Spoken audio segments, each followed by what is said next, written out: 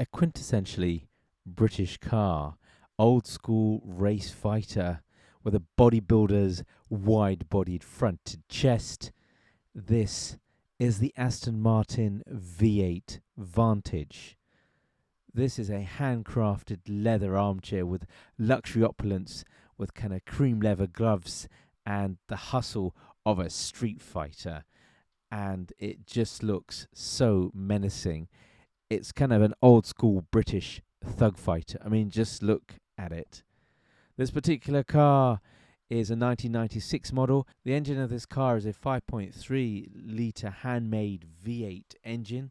It has two superchargers, which look like two hoovers underneath.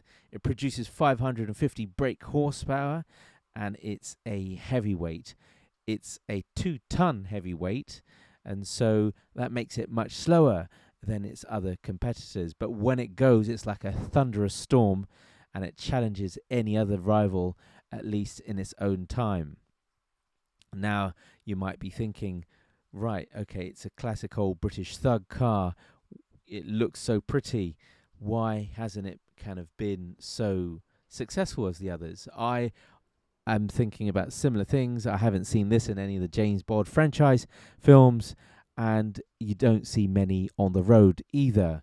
And I would probably put this down to the recession around in the late 90s when this car came out, so it didn't get the full, wide berth, I think, at that time. I've always wondered why this car didn't get the kind of same glory as the other V8 Vantage that was previously in the 1980s that you may have seen in a James Bond franchise movies. You don't see this car in any James Bond film, and I've always wondered why.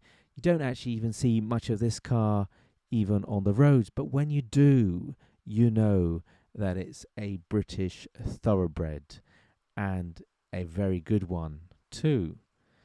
Now, just doing some research on the cars of this particular era and this particular model, it does suffer from certain maintenance issues, so it will have large brake disc wear and tear just because of its size. You'd have to kind of pay up for maintaining these huge tires. It will have its wear and tear of certain oil leaks, and I'm sure the emissions are like a kind of chain smoker with a pipe. But if you can bear with all of that, then you have the opulence of all that luxurious leather interiors and that fine wood, all handcrafted at your disposal, and that thunderous V8. So such an incredible car, always great to see. I hope that you've enjoyed this episode. Until then, goodbye.